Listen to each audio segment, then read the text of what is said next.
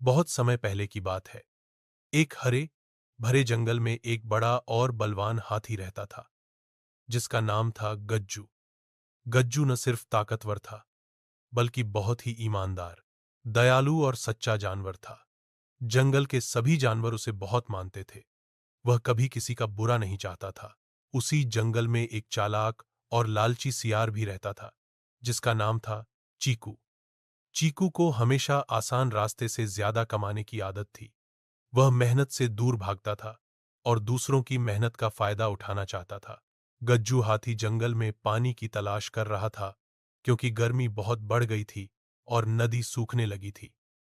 बहुत खोजने के बाद गज्जू को एक पुराने पहाड़ी रास्ते के नीचे एक छुपा हुआ झरना मिल गया। उस झरने में साफ, मीठा और ठंडा पानी था। गज्जू बहुत खुश हुआ।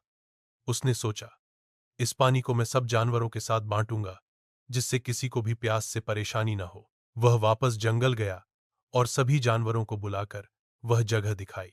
जब चीकू को झरने के बारे में पता चला, तो उसकी आंखों में चमक आ गई। वह सोचने लगा, अगर मैं इस झरने को अपनी संपत्ति बता दूं और पानी के बदले जानवरों से फल सब्जी लूं, तो बिना मेहनत के खूब मजे कर सकता हूं। चीकू ने झरने के पास एक बोर्ड लगा दिया, यह पानी का झरना मेरी संपत्ति है। चीकू सियार, पानी चाहिए तो 2 आम या एक केला देना होगा। जब जानवर पानी लेने पहुंचे तो चीकू ने उन्हें रोक दिया और कहा, पानी मुफ्त नहीं मिलेगा, कुछ देना पड़ेगा। जानवर परेशान हो गए। उन्होंने गज्जू से शिकायत की। गज्जू ने शांति से चीकू से बात की। चीकू भाई, यह झरना जंगल का है, किसी एक की संपत्ति नहीं।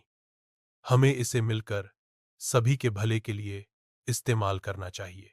चीकू ने हौंसते हुए कहा, मैंने इसे सबसे पहले देखा, अब ये मेरा है। गज्जू जानता था कि लड़ाई से कुछ हल नहीं निकलेगा। उसने एक योजना बनाई। गज्जू ने अगले दिन खुद ही कुछ और खुदाई की और झरने से एक नहर निकाली, जो सीधे जंगल के बीचों बीच पहुंचती थी। अब जानवरों को झरने तक जाने की जरूरत ही नहीं रही। सभी जानवर खुशी से उस पानी का उपयोग करने लगे। जब चीकू को यह पता चला, तो उसके पास कोई नहीं आया। अब वह अकेला बैठा था और उसे कोई फल सब्जी भी नहीं मिल रही थी। धीरे धीरे उसे अपनी गलती का एहसास हुआ। चीकू ने गज्जू से माफी मांगी और बोला, मुझे माफ कर दो गज्जू भाई, मुझे अपनी गलती का पछतावा है। अब मैं भी जंगल की भलाई के लिए काम करूंगा। गज्जू मुस्कराया और कहा, सच्चाई और ईमानदारी हमेशा जीतती है। अगर तुम्हारा मन साफ हो जाए, तो जंगल तुम्हारा भी है।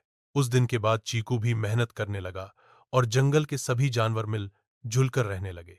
कहानी से सीख, दला ईमानदारी और सच्चाई का रास्ता कठिन हो सकता है, लेकिन अंत में वही जीतता है।